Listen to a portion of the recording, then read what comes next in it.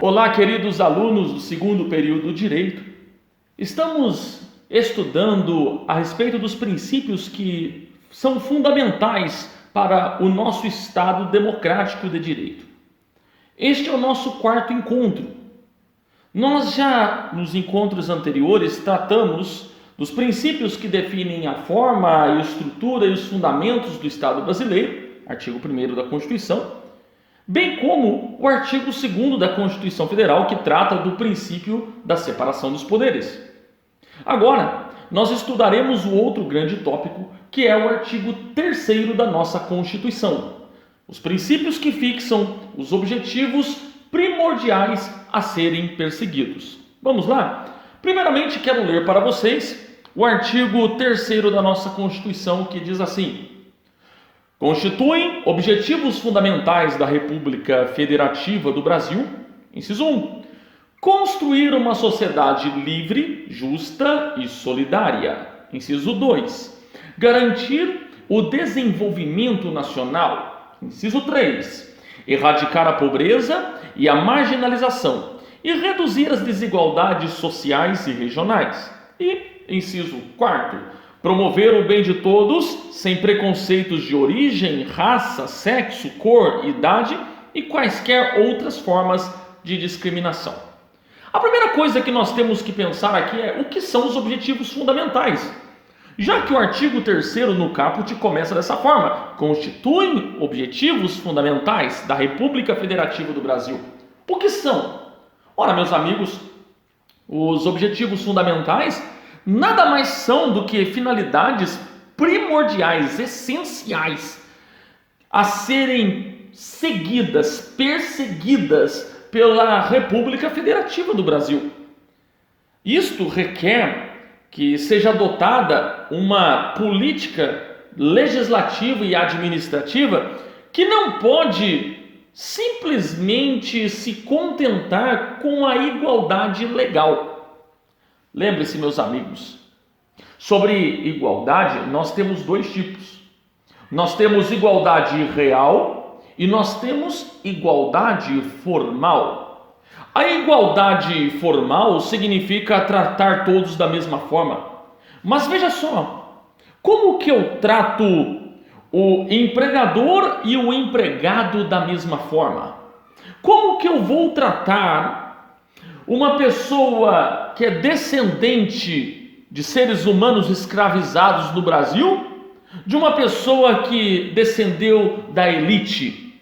E assim por diante. Precisamos entender que, às vezes, tratar todos da mesma forma seria reforçar as desigualdades. Portanto, nós devemos buscar não a igualdade formal, mas a igualdade real. E a igualdade real consiste em tratar os diferentes na medida da sua diferença, exatamente para construir um equilíbrio de igualdade. Continuemos. É necessário, portanto, adotar normas especiais com fulcro a corrigir os efeitos que foram ocasionados pelo tratamento igual dos desiguais anteriormente. Nós devemos buscar aqui, portanto, a igualdade social. Ora, a igualdade social, portanto, guarda relação com a igualdade real. Assim, meus amigos, os fundamentos que trata o artigo 3º, os fundamentos, eles constituem o futuro da nossa nação.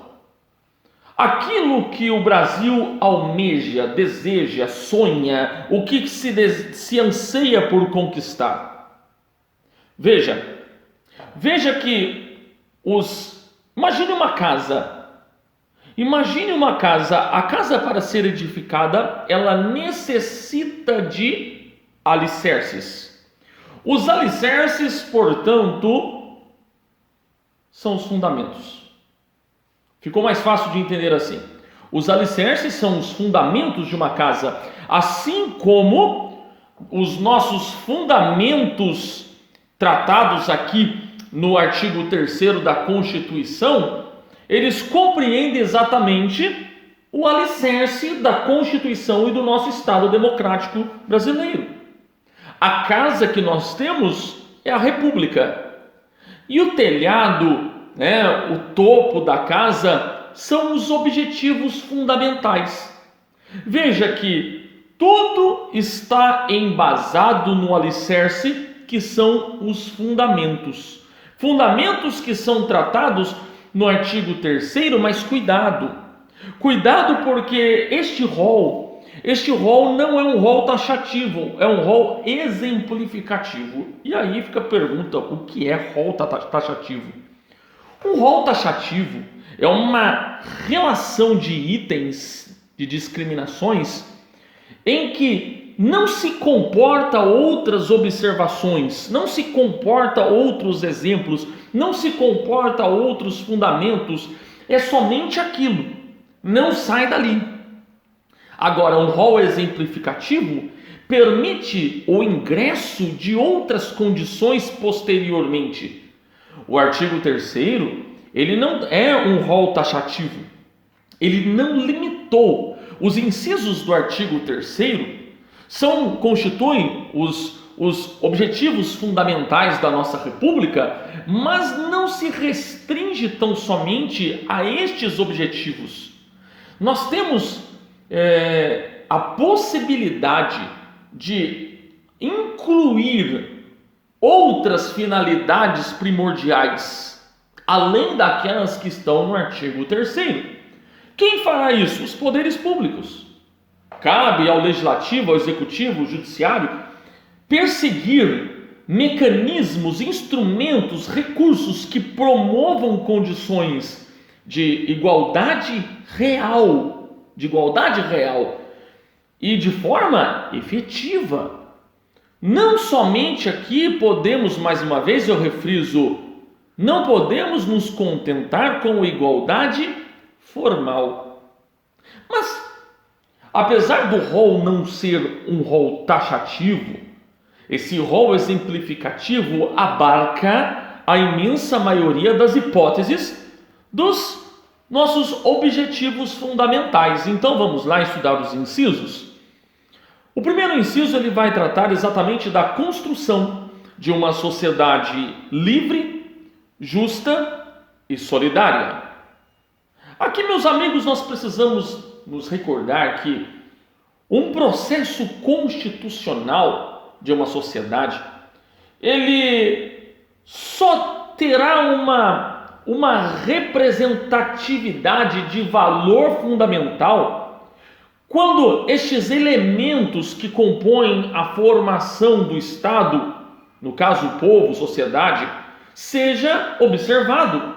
E essa construção, ela tem que ser observada sobre um aspecto qualitativo da sociedade. Não basta simplesmente termos um povo, uma sociedade. Nós necessitamos que seja livre, justa e solidária essa sociedade. Aqui, nós estamos buscando, através desse primeiro objetivo fundamental, exatamente a construção desta sociedade de forma que ela não esteja sem liberdade, desprovida de justiça, que ela fique distante de uma sociedade injusta, que ela fique distante do individualismo. A nossa busca aqui, meus amigos, é, portanto, alcançar justiça e solidariedade e liberdade. Afinal de contas, como conceber uma nação em que o seu próprio povo, que detém o poder, tem a sua vontade reprimida, a sua liberdade restringida, a sua capacidade de solidariedade tolhida? Vamos para o próximo inciso. Garantir o desenvolvimento nacional. Ora, isto abarca os programas de distribuição de renda e o aumento de ferramentas de democracia, o que demonstrará um pouco as transformações na área social e política. Nós sabemos que problemas sociais não se resolvem em 1 ano, 2 anos, 5 anos, 4 anos, tempo de um mandato de um presidente. É necessário, portanto, ir além do plano de governo de um presidente. Aliás, o plano de governo de um candidato a presidente da República, ele deve estar exatamente inserido dentro desse conceito, buscando o desenvolvimento nacional. Terceiro item, o terceiro inciso diz assim, que nós constituímos como objetivo fundamental a erradicação da pobreza e da marginalização, bem como a redução das desigualdades sociais e regionais. Aqui, meus amigos, nós teremos 4 mecanismos de combate. Primeiro, é competência da União legislar a respeito de planos e programas regionais e setoriais de desenvolvimento. Isso está previsto no artigo 48, inciso 4 da Constituição Federal. E em seguimento a isso, devem ser elaborados esses programas, esses planos, de acordo com um plano plurianual, que está tratado no artigo 165, parágrafo 4º da Constituição. Então, primeiro mecanismo de combate é a competência da União de elaborar planos e programas regionais para buscar esse desenvolvimento. Porque, afinal de contas, o Brasil ele é imenso. O Nordeste passa por determinadas questões que o Sul não passa. O Sul tem determinadas questões que o Norte não tem. O Norte em relação ao Sudeste e assim por diante. Segundo mecanismo de combate a essa erradicação de pobreza, de marginalização e redução de desigualdades sociais, são as diretrizes e as bases do planejamento do desenvolvimento nacional equilibrado. Isto deve ser estabelecido por lei e deve incorporar e compatibilizar os planos anuais, os planos regionais de desenvolvimento em conformidade ao que está disposto no artigo 174, parágrafo 1º da nossa Constituição. Não somente isso, eu disse que são 4 mecanismos de combate. O terceiro são os recursos da União que estarão vinculados com a saúde e serão destinados aos estados, ao Distrito Federal e aos municípios. Assim como os recursos da saúde dos estados serão destinados para os municípios, com o fulcro de se alcançar a progressão da redução de disparidades regionais. Portanto, nós temos algo que vem da União para os estados e os municípios, e os recursos que vêm dos estados para os municípios. Assim, meus amigos, nós vemos essa descrição no artigo 198, parágrafo 3º, inciso 2 da Constituição Federal. Por fim, o quarto mecanismo de combate é exatamente o orçamento fiscal da União e o orçamento de investimento de suas empresas com o objetivo de reduzir desigualdades interregionais segundo o critério populacional, de acordo com o artigo 165, parágrafo 7º. Em resumo, meus amigos, esses 4 mecanismos de combate, eles tratam exatamente da construção de uma estrutura governamental para que não se fique tão somente no textus legis da Constituição. A Constituição é bela, é lindo o seu artigo 3º, como tantos outros, mas se nós não tivermos os mecanismos elaborados para a sua implementação e a persecução desses objetivos, é simplesmente um texto. Pois bem, dentro desse inciso 3 ainda, é interessante nós lembrarmos, uma vez mais, que do processo de transição do regime militar para a Constituição Cidadã, Nesse processo de implementação desse Estado democrático de direito, foi criado um período de transição em que nós tivemos em vigor o ato das disposições constitucionais transitórias, o ADCT, que integra a Constituição. E no ADCT, no artigo 79 e os próximos artigos, nós tivemos a criação do Fundo de Combate à Erradicação da Pobreza. Este Fundo de Combate e Erradicação da Pobreza, ele vigorou até o ano de 2010. Em 2010, olha como ele vigorou. Ele durou bastante tempo, né? A Constituição, que começou em 88, ele vigorou até 2010, regulamentado pela Lei Complementar número 111 de 2001. O objetivo deste Fundo de Combate e de Erradicação da Pobreza era exatamente viabilizar a todos os brasileiros o acesso a níveis dignos de subsistência e recursos que devem ser aplicados em ações suplementares de nutrição, de habitação, de saúde, educação, reforço de renda familiar e outros programas de relevante interesse social para a melhoria de qualidade de vida. Claro que muitas coisas ainda não foram alcançadas, mas se você conversar com os seus avós e conversar com os seus pais, aqueles alunos que eventualmente têm mais de 30 anos, se vocês conversarem com eles, vocês perceberão como era a questão do acompanhamento, por exemplo, na saúde, a necessidade do acompanhamento de uma mãe, na verdade uma gestante, todo o acompanhamento do desenvolvimento do bebê até o seu nascimento, isso era algo que não era tão perseguido antes.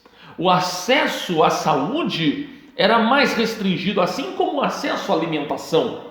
Hoje, não é somente isso, mas o acesso ao lazer, o acesso à cultura, hoje é muito maior do que antes. Isso, meus amigos, vem ao longo dos anos sendo implementado e há muito ainda a ser buscado. Porém, nós vemos um grande avanço na nossa Constituição cidadã.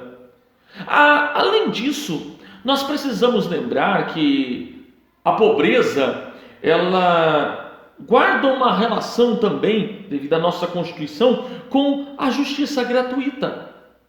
Mas isso já é algo que não veio desde 1988. Isso é um objetivo já do nosso Estado há um bom tempo. A Lei 1060, de 5 de fevereiro de 1950, já estabelecia normas para a concessão da assistência judiciária aos necessitados. E aí, esta lei, ela traz exatamente o conceito de que pobreza não é a pobreza que nós vemos por aí, que a pessoa não tem condição de simplesmente se alimentar.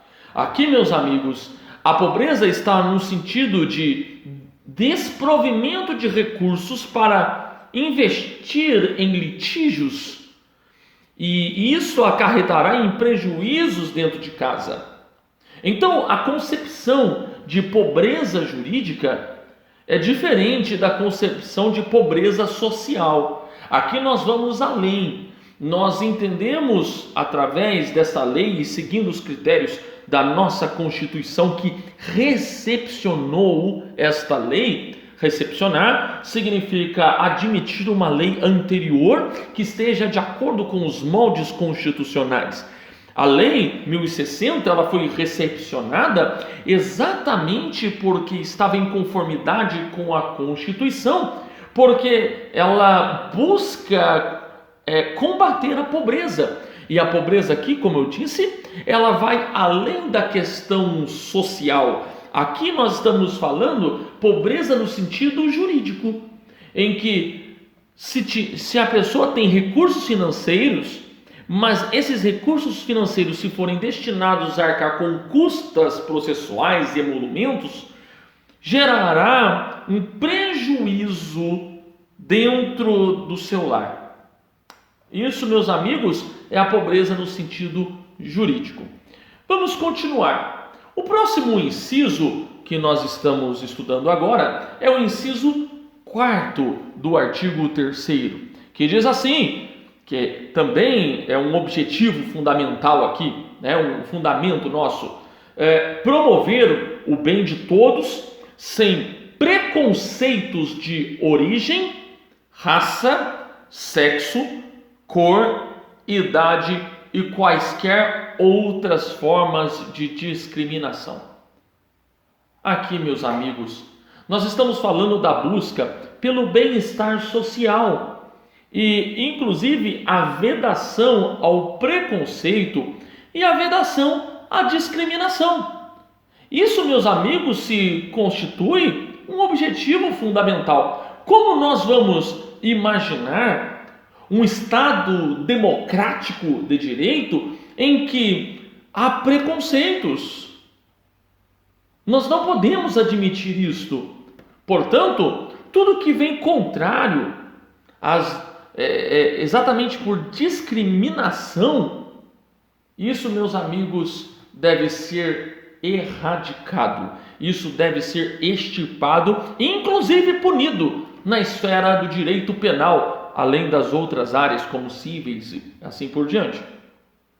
Aqui, meus amigos, nós acabamos de tratar os princípios que fixam os objetivos primordiais a serem perseguidos pelo Estado Democrático de Direito, artigo 3º, mas como eu disse, isso não se restringe. Nós não temos tão somente um rol taxativo, ele é um rol exemplificativo, mas nós devemos ter aqui a integração dos 3 poderes, legislativo, executivo e judiciário, exatamente nesse processo de busca para combater tudo que seja contrário aos princípios constitucionais.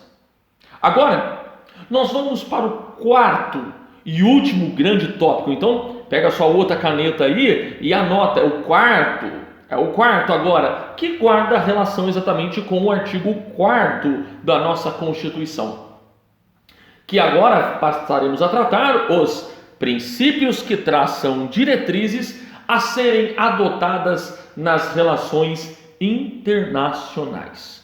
Eu leio para vocês o artigo 4º. Vamos lá. A República Federativa do Brasil rege-se nas suas relações internacionais pelos seguintes princípios.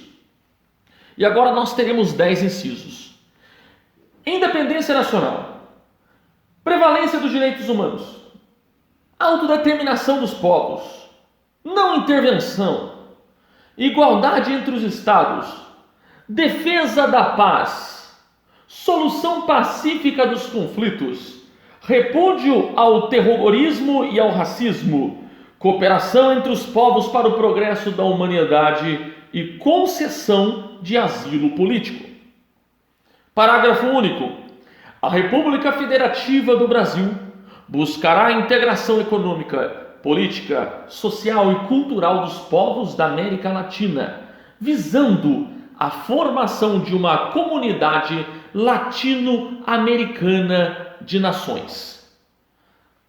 Assim, meus amigos, a nossa Carta Magna de 88, ela estabeleceu princípios de relações internacionais da nossa República com as demais nações e adotou um modelo de conduta internacional pacífica e cooperativa, os quais todos os presidentes que forem eleitos sobre a égide desta Constituição de 88, a Constituição Cidadã, deverão respeitar aquilo que nela foi implementado. Teremos agora a divisão em 2 tópicos. Primeiro nós temos os mecanismos que buscam um relacionamento amigável e depois nós temos os mecanismos que cooperam para uma harmonia internacional. Os mecanismos que buscam um relacionamento amigável são aqueles que definem independência nacional, não intervenção e igualdade entre os Estados.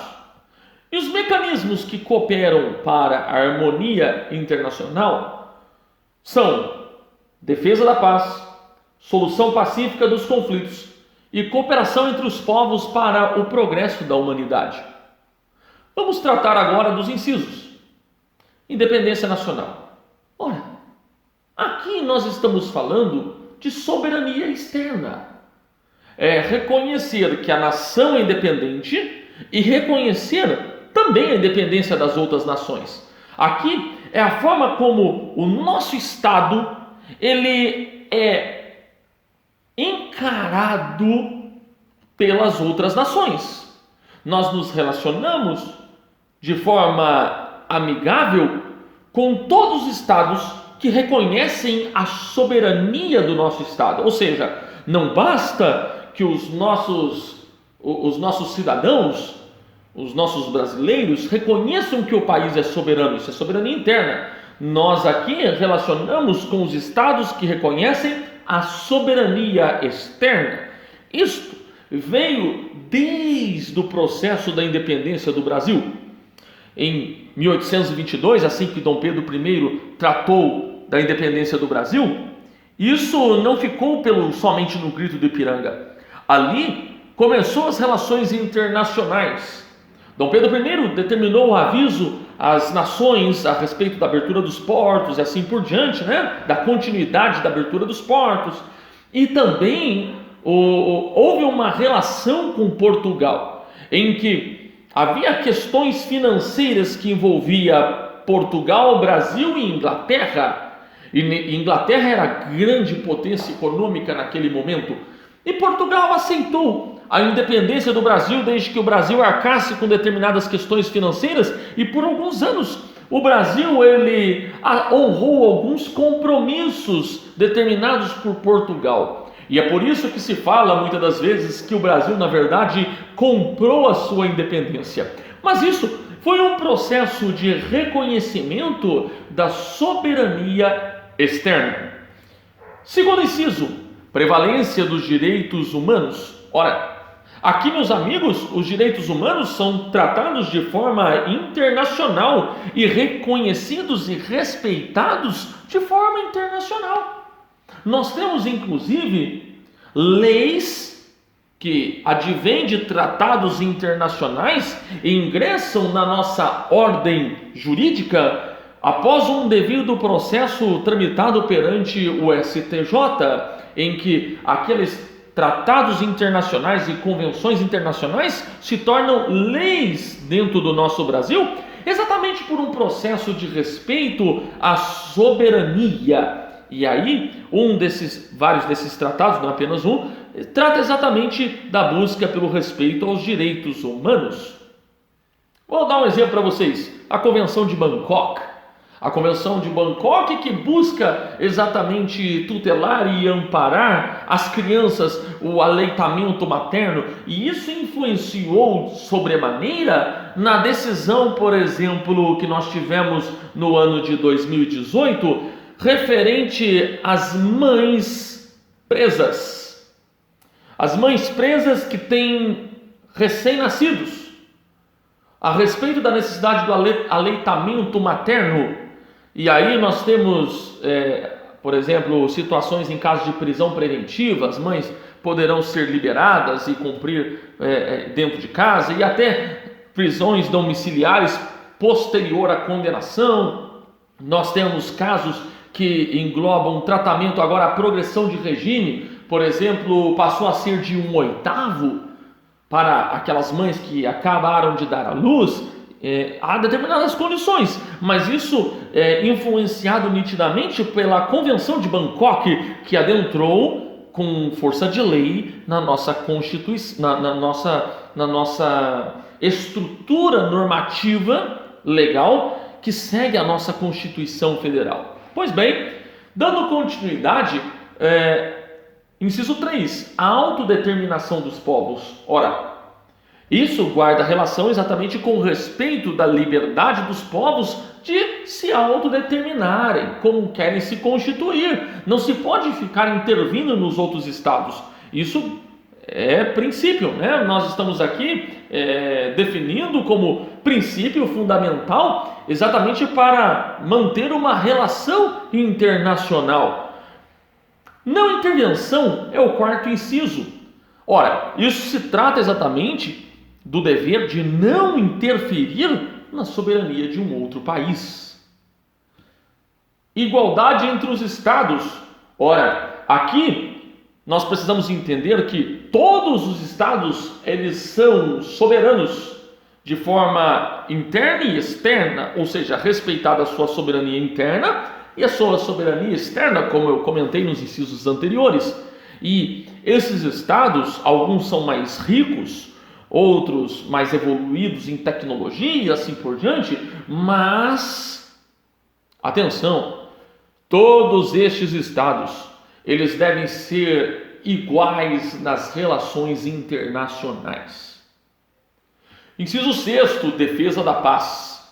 Ora, aqui nós tratamos da relação do Brasil com o mundo exterior na busca exatamente da paz.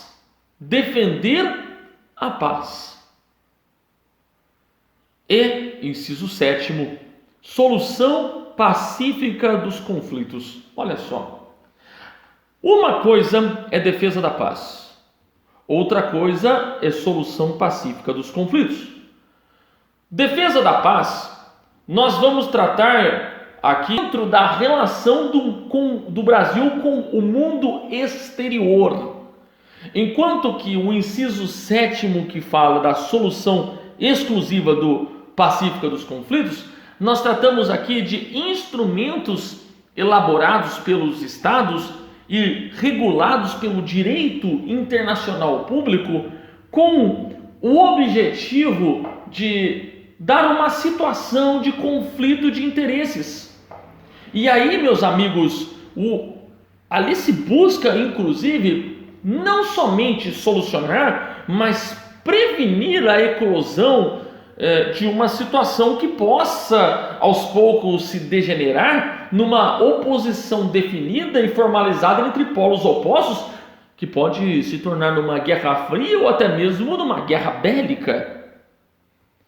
Portanto, meus amigos, defesa da paz guarda muito relação com solução pacífica dos conflitos. Se nós não tivéssemos o inciso 7 previsto, nós colocaríamos a solução pacífica dentro do inciso 6, defesa da paz.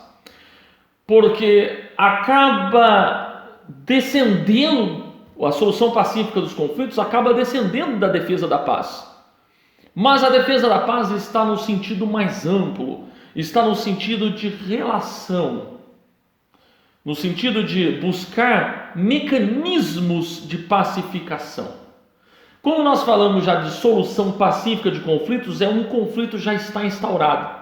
Entenderam a diferença? A diferença do inciso 6 para o inciso 7 o inciso 6 ele tem um caráter de prevenção, enquanto que o inciso 7 ele tem um caráter mais de atuação, de repressão ao eventual conflito que começa a se instaurar. Continuemos. Inciso 8, repúdio ao terrorismo e ao racismo. Ora, aqui, meus amigos, esse princípio ele vai advir exatamente da concepção democrática. Como imaginar uma democracia que haja terrorismo e haja racismo? Ora, se todos devem ser vistos de forma igual e sem distinção. Aliás, nós temos leis que regulamentam exatamente isso: o combate ao terrorismo e o combate ao racismo. Inciso 9. Cooperação entre os povos para o progresso da humanidade. Aqui nós temos como exemplo a participação nas organizações internacionais. O Brasil ele participa da ONU. Quando um presidente ele participa desses encontros internacionais, ele está cumprindo exatamente aquilo que está tratado na Constituição. Agora estamos falando do artigo 3º, inciso 9. Não somente isso, o inciso 10, concessão de asilo político. Aqui nós temos o respeito à soberania do Estado, que já falamos a respeito dela, inclusive com reconhecimento externo. Compete ao presidente da República conceder asilo político. Aqui, meus amigos, é asilo político, em que o Estado, a União, vai acolher um estrangeiro que é perseguido politicamente em seu país. Isso está na capacidade do Estado de conceder ou não. Assim como também pode revogar o asilo político. Isso depende das relações internacionais e das relações de conveniência do Estado. Tanto que nós temos, por exemplo, relações, o próprio atual governo Bolsonaro, assim que entrou em vigor, nós tínhamos um caso que envolvia um jornalista italiano envolvido em questões políticas, e aí acusado de atentados também, assim por diante, e nesse caso, assim que entrou no mandato, o atual presidente Jair Messias Bolsonaro decidiu que este cidadão italiano não teria mais asilo político no Brasil. E isso estreitou o relacionamento com a Itália. A Itália agradeceu, se sentiu honrada. Pois bem, meus amigos, isso está na questão da competência do presidente da República. Concordemos ou não, estamos aqui com este caso específico, mas exatamente um exemplo da concessão do asilo político.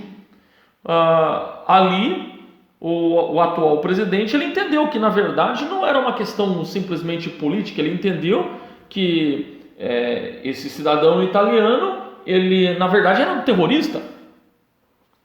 Vamos seguir adiante. Parágrafo único.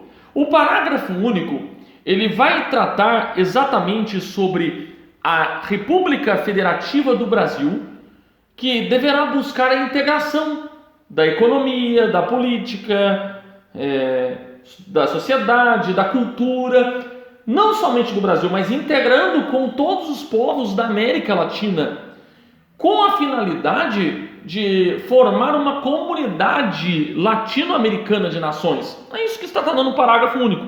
Um exemplo que guarda relação com isso, Mercosul. O Mercado Comum do Sul é exatamente uma organização intergovernamental que começou no Tratado de Assunção de 1991 e o Brasil foi um dos fundadores do Mercosul, cujo objetivo é exatamente estabelecer essa integração, que inicialmente foi uma integração econômica e que atualmente nós começamos a ver outros tipos de relações no Mercosul. Isso guarda a relação com a Constituição de 88, Tratado de Assunção de 1991, e aí nós vemos a implementação do parágrafo único do artigo 4º. Meus amigos, aqui nós concluímos, estudamos o artigo 1º, o artigo 2º, o artigo 3º e o artigo 4º da nossa Constituição Federal. Esses são os princípios que fundamentam o Estado democrático do nosso Brasil, o Estado democrático de direito. Espero que vocês tenham gostado. Um forte abraço, Deus abençoe e nos encontramos na próxima aula. Tchau, tchau.